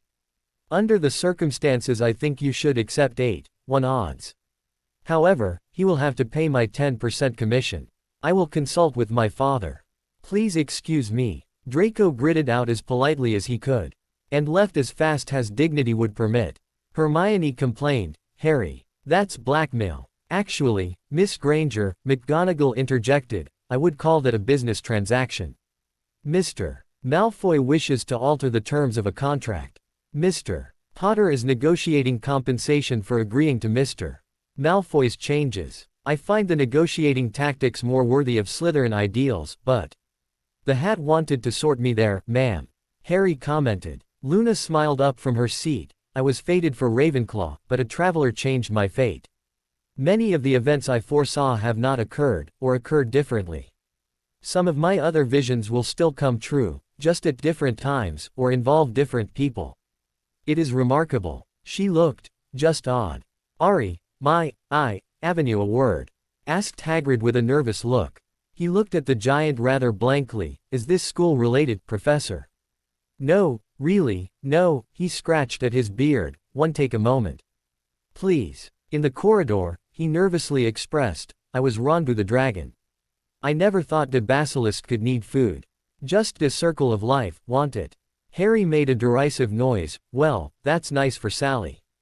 You called me a murderer. Sorry bout de, offered Hagrid. Harry added, stuck me with detentions. Well, Hagrid began. Harry snorted, how many points have you deducted, Professor? May I go, Professor? Hagrid watched the child of two of his favorite Gryffindors departing. Thinking how they both had hearts of gold. He couldn't believe how unforgiving he was. I didna do nothing all de Ron. Harry Potter. I and my sister wish to speak with too. Said Fleur in heavily French accented English. Ziz is Gabrielle. He shook the girl's hand politely and said, "You weren't in any condition to talk the last time we met. I hope you're all right." Gabrielle says thank you. The French champion translated, and, yes, Jay is recovered fully. Tu saved both of us vun too. Did not have to. They owe to our lives. Harry held the younger girl's shoulders while she hugged him. It was the right thing to do, and I was never in any danger at the lake. But I guess now I deserve better than being dismissed as a legal filth. As a ville of half ways of showing gratitude. Fleur stroked his cheek with a slender finger. He shoved it away contemptuously, answering, "No thanks. And tell Gabrielle I would never ask that of her. I'd help anyone in danger. See ya next week, Delacour." Gabrielle, mon ami. He key, at her cheeks before leaving. "So, wanna tell me about that?" asked Susan while hooking their arms together. Harry recognized she wasn't making a request, commented, hint of jealousy. "No reason to be. I'm more fond of redheads, Fred for instance, ha ha ha ha, not George though. Seriously, Fleur's pretty enough, but she pissed me off calling me a legal filth. I almost smacked her in the mouth, really. Gabby, however, even with Fleur translating, I can tell she's a real nice kid. You'll like her too. HMPF. Susan grunted, enough about other girls. Let's have a snog. The stands at the entrance to the maze for the final task of the Triwizard Tournament were filled to overflowing. Over 1,000 students, teachers, family and guests cheered for the moment that had been building up the entire school year. Barty Crouch Sr. was back, fully recovered from the lengthy exposure to his son's imperious curse to announce, "Here we are. What a year for our champions. Full of glory." Without further ado, in fourth place representing Fernanculis University, Harry James Potter. Hidden from the crowd, the champions were off to the side getting support from their families. Or, more often than not, comforting their families. Mon petite belle. Apolline Delacour was sobbing over her daughter, with Fleur's father embracing them both. Gabrielle was wrapped around her older sister's legs. The only member of the Crumb family present was younger brother Harfang. The boy was pumping his brother's adrenaline by slapping his face and punching his chest. Amos Diggory was cheerfully spouting off about the greatness of his boy. Harry, having received supportive words from Headmaster Lupin and Professor Black, was alone with his girlfriend. "It's not the maze that worries me," he confided, "not even a little bit." "Oh, come off it, Harry," Susan complained, "this has to be the most dangerous task." He shook his head in her shoulder, "No. Really. I mean it. You can't tell anyone, not Sirius or Remus even. Not until it starts. I'm using Sally to ride through. Should take me about 2 minutes. The cup is a portkey that takes me right to Voldemort. It's all, remember the fake Moody, been a plot to use me in a ritual to bring him back to life. You kept this from me. All this time." She panicked, whispering harshly, "Why? Auntie could help." He shook his head and cupped her cheeks. "No one could know I knew in advance. It had to be like this. Me and Sally can break it up. I hope. Tell them as soon as we get to the cup. If it all works out, we'll be back in minutes. Hermione has you nailed," she whined, "damned saving people thing. How did you know?" To this, Harry flinched. "Sorry. Time's up. Gotta go." He keyed her roughly and thoroughly until the announcement of his name by Barty Crouch. He walked out, back straight and hand raised by Headmaster Lupin. The pair waved to the crowd while slowly turning. He specifically focused on his godfather, dropped his hand and bowed. A practical joke that had been played on the entire magical world for the entire year finally paid off. It was hidden for anyone with a bit of common sense to find, in the school name. Sirius, adorned in the same garish outfit he and Remus arrived in, from his spot atop the stands, fired his wand at the top of the hedgerow. Out of it came a banner with the name they brought to represent Harry. The first letter of each word larger, especially boldened and vividly a bright neon red. FERNUNCULUSUNIVERSITYCORPKent. The crowd was shocked, many horrified at the scandal. There were a handful, none of whom said a word, who got it before then. They were among the minority who were applauding and or laughing. Several, among the scandalized officials, attempted to vanish the offending banner. No marauder prank could be done away with that easily, of course. "Well, we can just ignore that," Announcer Barty said stuffily. "Welcome Victor Crumb of Durmstrang Institute." Karkaroff came out shouting, "Crumb crumb crumb."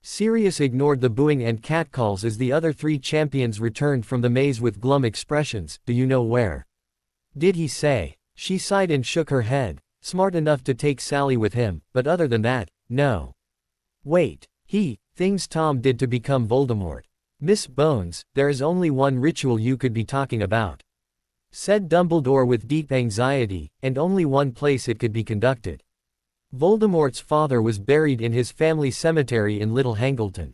Sirius, Remus, I presume you will want to come. Minerva, apparate Miss Bones to my office. Contact your aunt, my dear, give her this address. The headmaster handed her a torn part of an envelope and held out a hand for the marauders. They were gone. Harry was tossed out of the apparition hole to thump on the ground. He rubbed his hip and groaned in pain. Next to him, a grave marker saying Tom Riddle Sr. He tried to desperately scramble off the dug-up and open casket. Ha ha ha ha ha ha. Stun him, Wormtail. An evil high-pitched voice commanded. The minion promptly yelled, stupefy, and carried a roughly goblin-looking toddler-sized pasty white thing into the open. You do so look like James. Harry was furious with himself for being caught so easily. He was helplessly flicked into the iron grip of a statue and released from the spell. Pettigrew, you bastard. Gimme my wand and fight me. Mono why mono? No Potter. That is my privilege, declared the toddler thing, as soon as we complete a little spell. Wormtail. The rat man conjured a size 6 pewter cauldron, then a quantity of water and began to incant.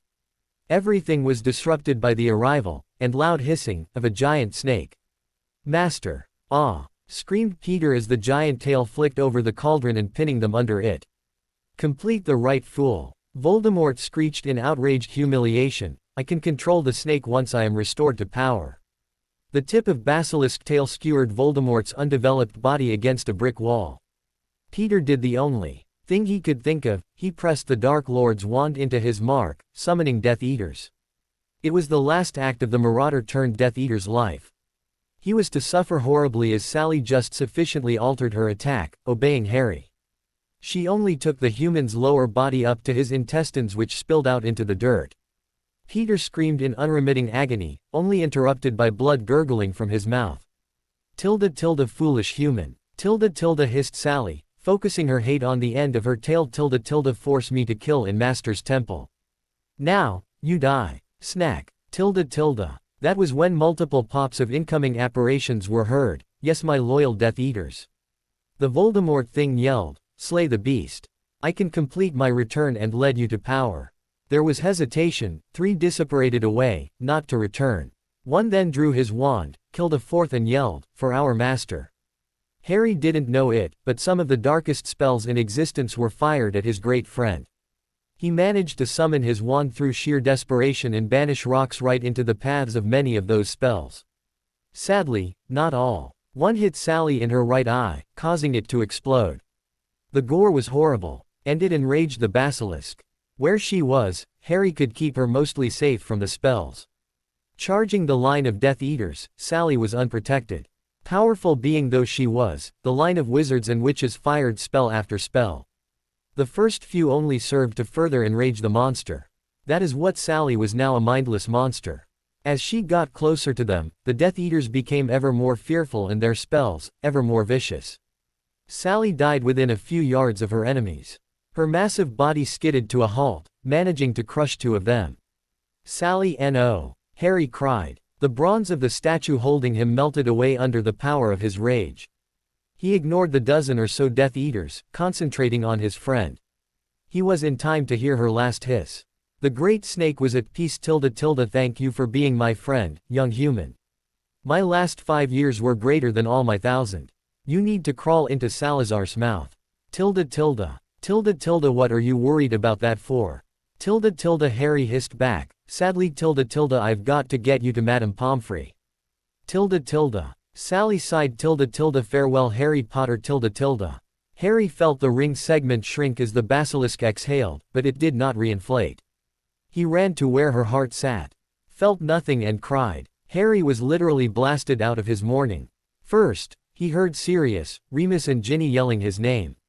Seconds later, the spot he was sitting on was the target of multiple spells. They blew him off Sally's body to the broken lawn below. Sounds of battle quickly brought him awake. Mad. Albus Dumbledore was uniquely powerful in several fields of magic. Few magicals could side-along apparate more than one other person. As it happened, and unexpectedly, the head of Hogwarts arrived in Little Hangleton with 5. They arrived in the middle of chaos. Everyone. Wands out. Remus, Sirius with me. Ginevra Hermione stay down, stay here. You should not have come. Kill them. I will help our master. One mask ordered the others, and disapparated, reappearing in the row of graves where the homunculus Dark Lord lay wounded. There was a flash of disapparation. Harry came roaring furiously around the body of Sally, casting anti-apparition jinxes. Nobody could leave the area he'd just guarded. The first thing he saw was 2 Death Eaters standing over Hermione, who was engulfed in a purple haze, writhing in agony. He didn't care, he hit them both in the back with killing curses. The headmaster he was so angry with was fighting 3 masked figures. He realized a new curse he'd learned was quicker to cast, Sectisempra. Took out one, who was down and bleeding from literally everywhere. Incarcerus. Dumbledore had no real difficulty defeating the other 2, but he could only watch in shock as the spell his student had used ran its course, despite his best effort. A witch begged for mercy until she was dead, he exclaimed, Harry. What have you done? The teen retorted, saved you. Now help me take out the rest. Run. And off he sprinted for where the remaining 10 or so had Sirius and Remus backed into a corner, protecting Ginny. That trio were following the Dumbledore rules of engagement, except for Ginny liberally using her bat bogey hex. 2 Death Eaters were down with bogeys still twisting at their noses. As the pair came up behind the attackers, Sirius went down under a crucio. Ginny cried out as a blasted bit of stone penetrated her heel and Remus was suddenly alone. The Death Eaters paused to gloat, when 3 of them were roped in an Incarcerus. And 2 fell to Sectisempra. The others took off on foot until they were out of ward range and disapparated.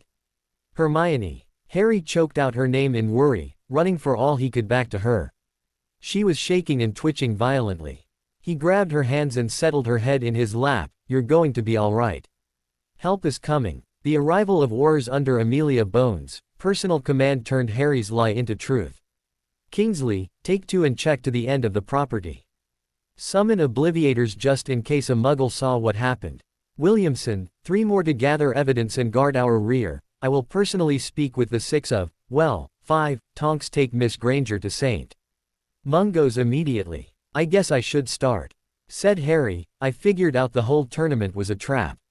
From Moody being discovered to be Barty Crouch Jr. That was the big clue.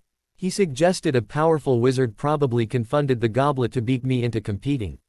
I knew I had to win to protect everyone else. I'm just sorry Sally had to die. Without even asking he drifted away, needing to say goodbye. Sirius said, I'll back whatever Headmaster Lupin says on Fernunculus' behalf. Hold up Harry. And followed, catching up and putting a hand around the boy's shoulder. Well, I jumped on Professor Dumbledore's robes to go help Harry, wherever that was. Hermione Granger, she did the same.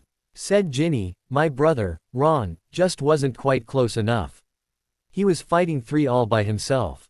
She took the Cruciatus curse multiple times from 2 of them. It was me, Remus and Sirius against 9 of them. All of us would have died if it wasn't for Harry. Remus supported her testimony fully. All of them were good, very good, fighters. We were overwhelmed almost from the start. Did any one of you see, or hear, the spell or spells used by anybody during this fight? Asked Madame Bones. This was when Dumbledore interjected, Miss Weasley, Headmaster Lupin, what I believe you are asking for is who cast unforgivables, or lethal magic. Amelia, I am certain your Aurors will find multiple dark castings from the wands of the fallen and stunned Death Eaters. You will find several killing curses and another lethal curse of my own invention on this wand. During the fight, Harry and I ended up with each other's wands. The old wizard handed over both his own wand and Harry's. He'd subtly disarmed the boy who didn't need the legal trouble. I see. She took the wands with a skeptical look, and promised, I will see they are returned as soon as possible. Tell Harry I will let my niece know he is safe and well. And that we will be chatting over the summer.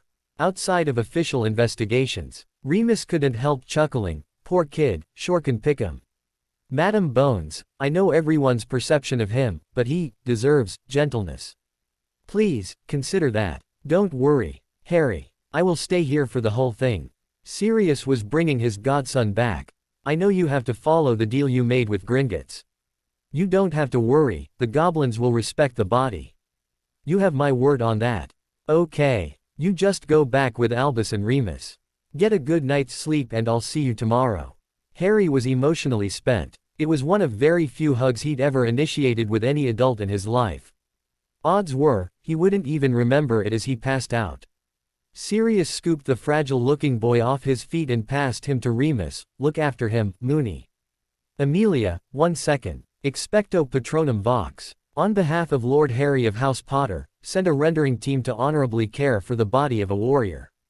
Now, Amelia, I'm all yours. For a lord going through pages like they're going out of style, that is quite a commitment. She said, with an attempt at lightening the mood. Sirius took it for what it was and winked at her. Can't blame a guy for making up for lost time. Let's see. Your positively beautiful niece and Musari. Remus Lupin popped in on me finishing our little prank on the world and told me Harry went to stop Voldemort's resurrection. Dumbledore didn't have to offer me a chance to go help. Of course not, she acknowledged, having grinned at his description of Susan. I'd kill anyone trying to harm a hair on Susie's head. He smiled grimly. We understand each other. Outnumbered, 20-6 of us, you know Dumbledore and his rules. And you can't help but obey, even with your own life in danger. I knew Harry was on that bloody snake of his and safe as could be. You were content to go down with your best friend and a teenage girl. Amelia observed, her investigator's brain clicking. Then why did Albus lie to me? Sirius blinked. Why? What did he say? I assume you recognize this. She wasn't asking, as she handed him a wand. Holly, Phoenix Feather Core, registered property of one Harry James Potter aka Pyjamas the Terror. Last 5 spells in reverse order, Episci, Sectum Sempra 3 times and Avada Kedavra. Now, why would our light leader freely state he used no less than 4 fatal spells including an unforgivable on humans? It gives me seriously to think. The Marauder nodded and handed the wand back. I remember you from the last war, Madam Bones. He offered worriedly, and it would. However, it doesn't have to. Not tonight. Not about this. You're asking me to lie. She accused, not very heatedly. He shook his head. You have the statement of Albus Dumbledore. You have Crouch's old proclamation authorizing use of deadly force against Death Eaters. You have bodies, robes, masks and all. When he wakes up, all the adrenaline will be gone and he'll remember everything he did tonight. Punish himself worse than even Azkaban would. Galleons to pastries, he'll try to end his romance with Susan. I believe Neil would have approved of the relationship. After he did the girl's father routine, of course. She laughed sadly. Truth is, I was looking forward to giving it. Looks like we'll delay that for a bit. He has brought out the best in that girl. Merlin, I wasn't sure she had some of it. Damn, I'll have to do exactly the opposite. Well, if I'm about to turn the whole parenting scheme on its head, I can much easier fib to the Minister of Magic. He laughed just as she had. I doubt they've used the words yet, but the fact she was his hostage says all we need to know. I'm not sure whose task will be harder, yours or mine. Pack the truth away in the dom and set it to open in 2200 or so. Good morning, Harry. Your glasses are on the table beside you, as is your wand. Albus Dumbledore said the instant the teen's eyelids flickered. Sit yourself up and fully awaken. Relax, there is nothing left to do and none of your friends are in any danger whatsoever.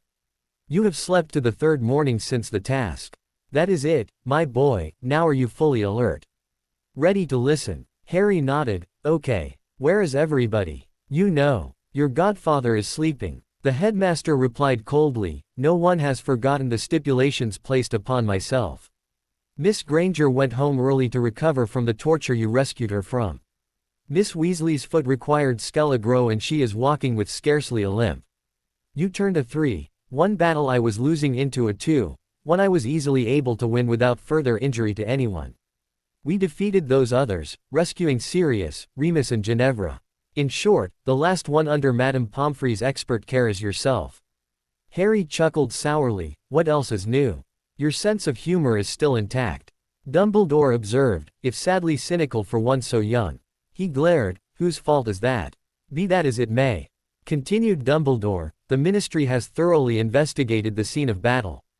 All the Death Eaters have been identified and bodies turned over to their families. Madame Bones has accepted my testimony that in the course of battle you and I switched wands. As a result, all the deaths are my responsibility. Harry's eyes flashed angrily. Why? For a great many reasons, my boy. He answered, in a lecturing tone, for the record, killing curses are beyond the powers of a child. And I will see to adding sectum sempra to that less than illustrious list of unforgivables. Off the record, one very brave, if misguided, young man need not be burdened with a trial that may lead to Azkaban when an elder, more educated, wizard can take responsibility. I trust we are clear. Harry gave a negligent shrug and replied, works for now, I guess. Now, don't you think it's better for them to be dead than us? Off the record, of course. All life, Harry, is precious. Dumbledore scolded him, while getting up to leave. Harry's parting shot was, mine beeped until the day I went Hogwarts shopping. And whose fault is that? I am so glad we reached that topic again, Harry. Said the twinkling eyes, there are protective wards at your aunt and uncle's that must have your presence to be active. Harry knew he had more to say, but took advantage of the breath. We have been through this again, and again, and again. I won't even begin to consider going back there until they return every penny you took from my vault to bribe them into supporting me, as they call it. And promise to wait on me hand and foot every second I'm there. You would make your family degrade themselves that way. He scolded the teen, in wizard law that could be interpreted as muggle baiting. He shrugged, I would treat them as they treated me. A few months compared to 10 years. You seem to be handling that all right, Harry. Serious voice came from the other side of the privacy screen. Then he pushed it aside. Last night was a full moon. Remus is in worse shape than you just now. I have a number of associates who have not missed a moment sitting with you. Anyone else can wait until after Madame Pomfrey releases you. Susan was first on him with a passionate hug, crying, damn bloody idiot. Running off to face you know who. Why? What's the matter with you? What she said, mate. Without the hug. Neville offered, glad you're all right though. Harry was squeezing his girlfriend's shoulder. And feeling extremely pleased with himself, and horny, that his right hand sat on his chest when she landed on him. He barely managed to wipe his face in time when she leaned back. Good hug, Harry. Susan looked him square in the eye, obviously aware of the errant hand. Some of her freckles were gone. He grinned back a bit bashfully and replied. Thanks. Good to see you too. I'll skip the hug too mate. Said Ron, sorry, I was just a bit slow. Didn't get hold of Dumbledore as they disapparated. Ginny offered a much briefer hug then leaned against her brother. She gave a wicked smile and said, getting all fat and lazy, Potter. Much as you, Gin. He shot back, with concern, I hear you've been sitting with your feet up. She shrugged, modestly, I'd do it again. You know, even knowing. Thank you. Really Ginny. I mean it. He said, tears in his eyes, you too Ron. Maybe you didn't fight, but it wasn't for lack of trying. I'm sure you would have been there too if you could have Neville. Nodding, he gave an almost worried look, Gran is right miffed. You'd better not leave me out next time. So, we heard the official story. What's the truth? Great bunch, ain't they? Harry looked at his godfather, and sighed, too smart for their own good sometimes. Well, the only person I totally trust that's missing is Luna. Let's assume whatever was already in the Quibbler is the version that Dumbledore told your auntie, Sue. The only thing different is that, he wasn't using my wand. Not gonna sugarcoat it, I killed 3 or 4 people tonight. And right now, I hate myself for not even knowing for sure how many it was. Or who they were. By pre-agreement all the teens deferred to Susan. Harry, I speak for all of us. Hermione and Luna too. You'd already fought a life or death battle against you know. If Hermione was here she'd remind you fear of the name only creates fear of the thing itself.